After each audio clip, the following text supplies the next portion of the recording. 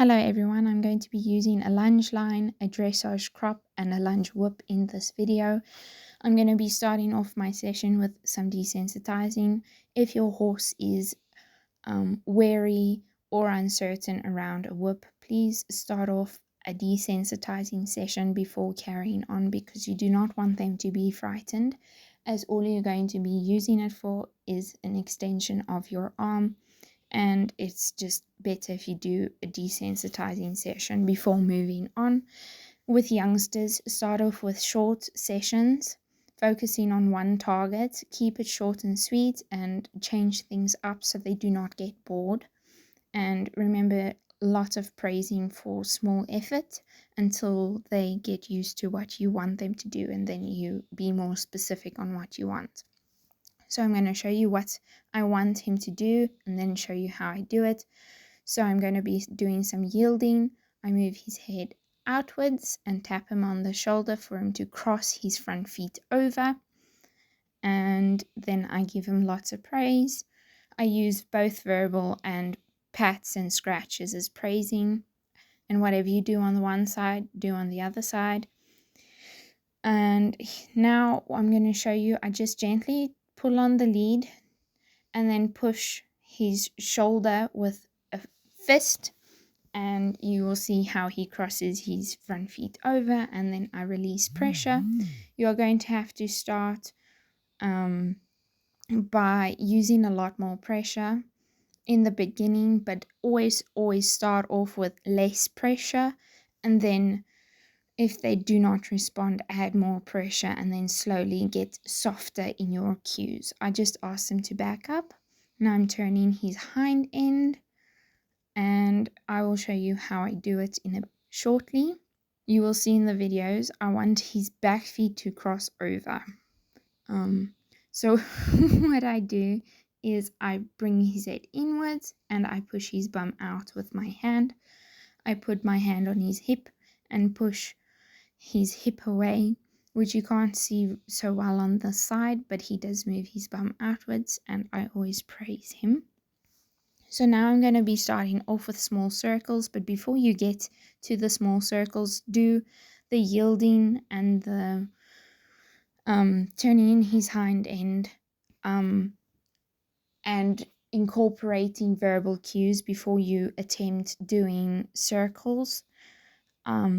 So as you saw in the beginning, I moved his shoulder out and then his bum out, and then I've asked him to walk on. You'll see here I use the lunge whip to gently press on his neck to move him outwards so that he's not in my bubble, which is why I incorporated the yielding. If you don't trust your horse, please do not walk behind them like I just did, but I trust Flash, so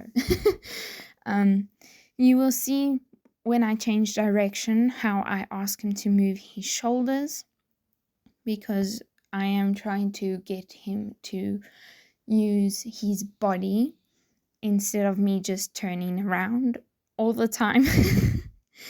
So you will see, okay, you don't see it, never mind.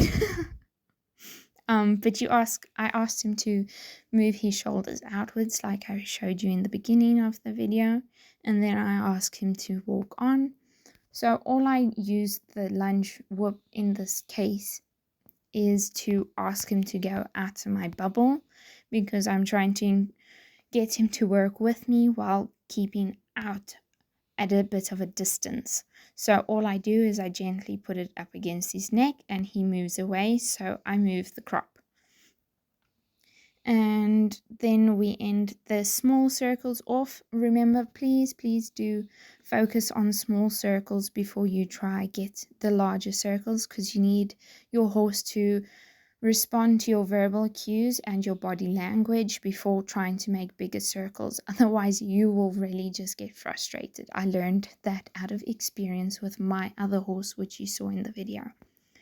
So now I'm increasing the size of our circles, but I always like to start off the sessions with smaller circles and then move them further outwards, because you want your horse to respond to you in a small circle and a big circle.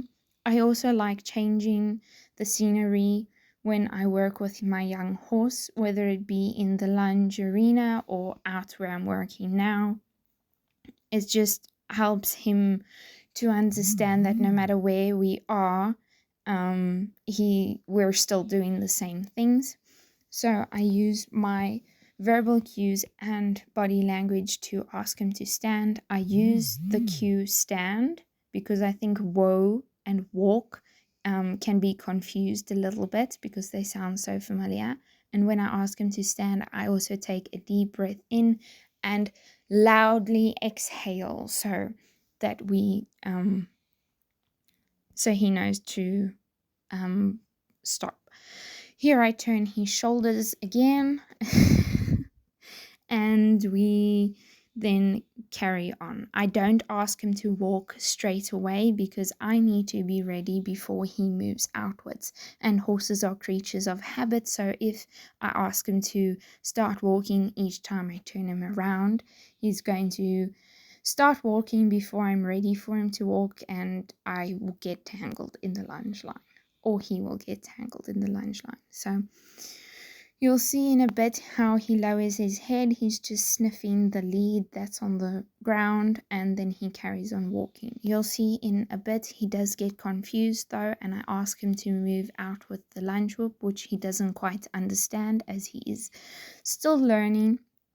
But I just carry on asking him until he moves and we carry on walking, which you didn't see in the video because my brother paused it. And then we carried on walking, so I don't leave the session off there because we don't want him to start getting a habit now.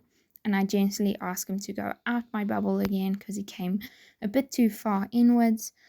But I gradually increase the length of my circle instead of just making him go in this huge circle. So I hope this made sense and I hope you enjoyed it. Thank you very much for watching.